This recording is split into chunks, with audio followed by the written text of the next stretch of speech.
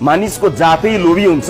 खाना खाँदै गर्दाको झरेको एउटा सानो मासुको टुक्रा पनि पुछपाछ गरेर उपलक्क मुखमा हाल्छ मान्छे। तर तपाईँ सबैका अगाडि शिर ठाडो पारेर छाती ठोकेर भन्छु, भएको 2-4वटा इन्टरनेसनल फ्रेन्चाइज डुबाएको छु।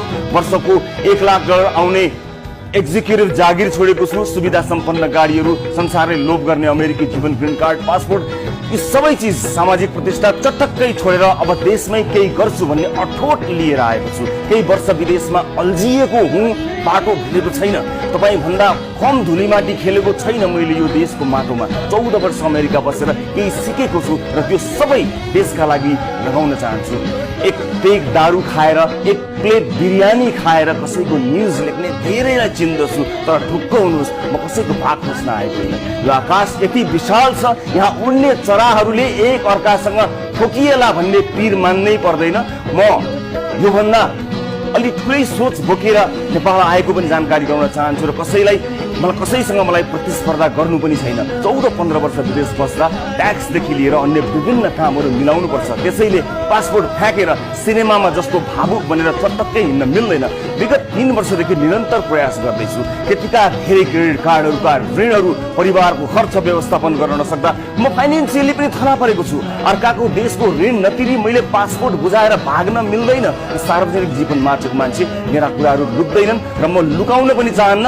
बस सही समयको पर्खाइ थियो। कार्यक्रमको 200 भागमा यी सब कुरा बताउने तयारी गरेको थिएँ। दया गरियोस् र विचरा भनियोस् भनेर भनेको होइन। न म कुनै सहानुभूतिको चाहना राख्दछु, बस अरू कसैसँग होइन। आफ्ना दर्शकहरूसँग मनको कुरा प्रष्ट जस्ताको तस्तै खुल्ला गर्न चाहन्छु। पैसा कमाउन विदेश गएको म आफ्नै मुलुकमा कार्यक्रम यस्तो सञ्चालन गरेर समाज बदल्ने प्रयास गर्छु भनेर विगत 3-4 वर्षदेखि नेपालमा बसेर एक्लै सङ्घर्ष गर्दै 14 वर्ष दुःख गरेर जोडियो गरिरहँदा 14 वर्ष दुःख गरेको मेरो व्यवसाय पनि डुबिसकेको छ। मेरो अंशमा परेको पुर्ख्यौली जमिन पनि मैले सकिसकेको छु। हाम्रा देशसँग छल गर्नु हुँदैन भन्छन्। मेरो जन्मभूमि, मेरो देश नेपाल र आफूलाई जन्म दिने स्वर्गवासी आमालाई सम्झेर लाइभ टेलिभिजनमा भन्दैछु, मैले अमेरिका छाडिसकेँ। तर आफूले त्यत्रो वर्ष कर्म गरेको अमेरिकाको सम्मान मैले गर्नै पर्छ।